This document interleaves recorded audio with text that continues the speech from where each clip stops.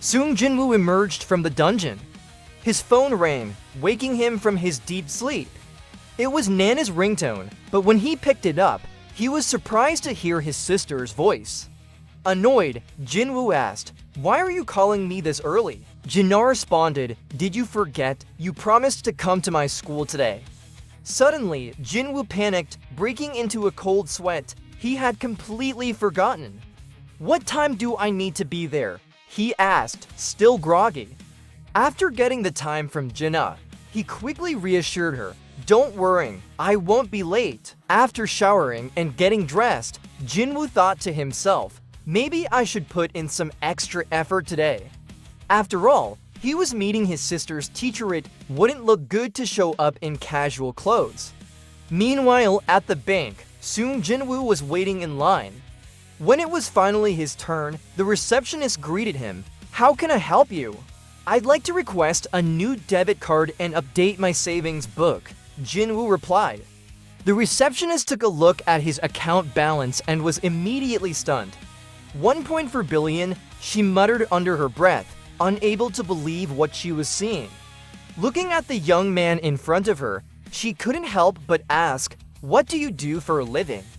"I'm a hunter," Jin-Woo answered calmly. The receptionist's eyes widened. She had heard that hunters made a lot of money, but this amount was unbelievable. He must be a high-ranking hunter, she thought. Trying to maintain professionalism, she quickly changed the subject. "Would you be interested in our VIP banking services?"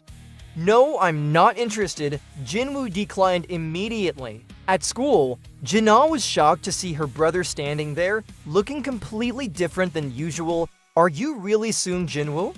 she asked in disbelief. Jin-Woo raised an eyebrow. "Why do I look weird?" Jin-Na shook her head. "No, it's just, you've changed so much. You look way more handsome and put together." Jin-Woo smirked. "Well, I'm meeting your teacher. Do you expect me to show up in a tracksuit and flip-flops?" As they walked through the school, students couldn't help but stare at Jin-Woo, whispering among themselves about how good-looking he was. Jin-Na teased him, "Wow, you're pretty popular. By the way, do you have a girlfriend? What were you doing so late last night?" She grinned mischievously. "I should introduce you to one of the cuttest girls in school." Jin-Woo sighed, pinching her cheek. "Stop messing around." Soon, they arrived at the teacher's office, where Jin-Na's teacher was already waiting for them. After exchanging a few pleasantries, the teacher invited Jin-Woo to sit down. Even though he was an alumnus, it was his first time meeting this particular teacher. "You don't need to worry about Jin-Na," the teacher assured him. "She's an excellent student, very responsible and well-behaved." Jin-Woo nodded, pleased to hear that. "Did you know she's aiming for medical school?" The teacher continued. Jin-Woo smiled. "Yeah, I know." The teacher nodded approvingly. "I have no doubt she'd get accepted." After a moment, the teacher changed the topic. "I heard you're a hunter." "Yes," Jin-Woo confirmed. The teacher hesitated before asking, "If Jin-Na had the ability to become a hunter, would you allow her to?" Jin-Woo's expression turned serious. Without hesitation, he answered firmly, "No, I wouldn't allow it." Hearing his response, the teacher let out a relieved sigh. "That's what I expected." The teacher then explained the reason behind his question. Recently, a student had decided to drop out of school after awakening as a hunter. Unfortunately, it was an impulsive decision, and now that student no longer attended school at all. "If this continues, we won't have a choice but to intervene," the teacher said. Jin-Woo frowned. What rank was the student? "E rank," the teacher replied. Jin-Woo muttered under his breath, "Then sooner or later they'll die," the teacher sighed. "That's exactly why I wanted to ask for your help." The student in question was a close friend of Jin-Na's, Han Song-yi. Jin-Woo was taken aback. "Han Song-yi?" "Yes," the teacher confirmed. "Would you be willing to talk to her? At least convince her to graduate first." Jin-Woo sighed, realizing the situation was more complicated than he expected. A little while later, Jin-Woo stood outside, waiting for someone. Korea really is small, he thought to himself. Just then, a girl in a hoodie walked toward him. Jin-Woo smirked, "I had a feeling it would be you." The girl looked up, startled, "Mister? What are you doing here?" It was Han Song-yi. She seemed surprised to see Jin-Woo. "You're the hunter my teacher wanted me to meet," she asked, looking confused. Jin-Woo pulled out his phone and showed her a picture of himself and Jin-Ah. "You're friends with her, right?" Han Song-yi's eyes widened. "You're Jin-Ah's brother? I went to the hospital with her once, but I've never met you before." Jin-Woo chuckled. "Well, now you have." Han Song-yi hesitated. "Did the teacher tell you something? Listen, I'm not planning on going back to school, but I'm also not planning on quitting being a hunter." Jin-Woo studied her for a moment before asking, "You're an E rank, right?" She nodded. Jin-Woo crossed his arms. "Then let me ask you, how do you plan on fighting monsters? Regular attacks won't work. You need weapons infused with magic.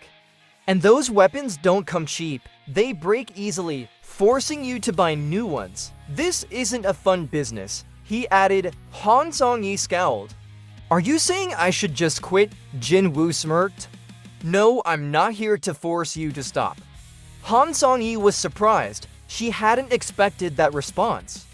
Jin-Woo's expression turned serious. "I'm here to make you a great hunter." Meanwhile, at the airport, a man stepped off a plane, breathing in the air of South Korea. I arrived earlier than expected." This man was Hwang Dong-soo, an S-rank hunter from the Scavenger Guild in the US. A man from the Korean Hunters Association, Woo Jin-chul, approached him. "Welcome to Korea, Mr. Hwang," he greeted respectfully. Hwang Dong-soo grinned arrogantly. "So, you're still working as Go Gun-hee's lackey? If I were you, I'd cut off his left hand and take everything for myself." Woo Jin-chul ignored the remark and asked, "How long do you plan to stay in Korea?" "Not long," Hwang Dong-soo replied. "I'll leave as soon as I finish my business." Woo Jin-chul's expression hardened. This wouldn't have anything to do with Sung Jin-Woo and Yoo Jin-ho, would it? Hwang Dong-soo's steps halted for a moment before he smirked. "Are you going to try and stop me?" he asked, his grin widening. Woo Jin-chul remained calm. "I'm just here to do my job." As the tension thickened, another person walked past them, momentarily diffusing the atmosphere. Hwang Dong-soo chuckled. "I like you, Woo Jin-chul. Why don't you join my guild? I'd treat you better than your current boss." Woo Jin-chul remained silent. Hwang Dong-soo narrowed his eyes. "This is going to be fun." Woo Jin-chul muttered under his breath, "Hwang Dong-soo." The reason for Hwang Dong-soo's hunter rank being S was well known. He had long been suspected of killing numerous hunters, treating them like disposable pawns, cutting them off as easily as a lizard shedding its tail. However, the reason the American States Hunters Association couldn't investigate him was now standing right in front of him, Sung Jin-Woo. Meanwhile, Sung Jin-Woo and Han Song-yi were preparing for training. They had just met an elderly manager from the Hunters Association, along with his assistant. The old man studied Han Song-yi and mumbled to himself, "An E-rank hunter shouldn't matter much." But recalling that this case involved Hunter Sung Jin-Woo, he refrained from making any assumptions. He was shocked when he received a call from Hunter Sung Jin-Woo himself, requesting permission to train new recruits. Since it was a personal request from such a notable hunter, he immediately accepted. Min, the elderly manager, turned to Jin-Woo. "I've already explained everything to the other hunters. Don't worry, the area where you'll be training is a designated hunting zone.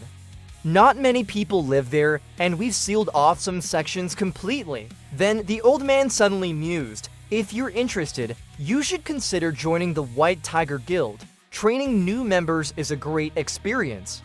Just as he was about to explain further, another hunter rudely interrupted, cutting off his words.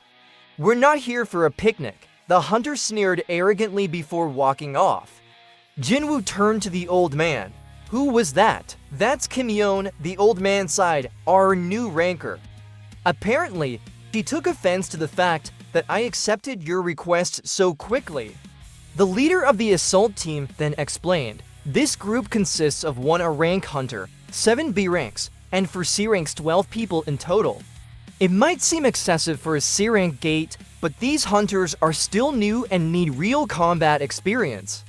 Jin-Woo murmured, if this raid is too easy, they won't gain anything from it. Han Song-yi, on the other hand, was excited about entering the gate. She had no idea just how vast the gap was between her and the other hunters. She was about to step forward when the old assistant whispered to Jin-Woo, this assault will be too easy. Wouldn't it be better if you just watched from the sidelines? Finally, the group entered the C rank gate. As soon as Jin-Woo stepped inside, he felt something was off. The sensation in this place was different, it was unnatural. The other hunters were also startled by the strange aura emanating from within the gate. The space itself fluctuated, its dimensions shifting like waves. Jin-Woo's instincts screamed at him. Something's wrong, we need to get out of here. But before he could react, the gate suddenly pulled them all inside. Jin-Woo immediately turned to the old man, shouting, call your main assault team now. As the assistant manager watched Hunter Sung Jin-Woo get sucked into the gate, he panicked. The old man, however, remained calm, quickly pulling out his phone. This isn't something the main assault team can handle, he muttered. I need to call the chairman immediately. His face darkened as he realized the truth. This isn't just any gate, this is a red gate. Baek Yoon-ho, the head of the White Tiger Guild, was shocked when he received the call. A red gate from a C-rank gate, that's impossible.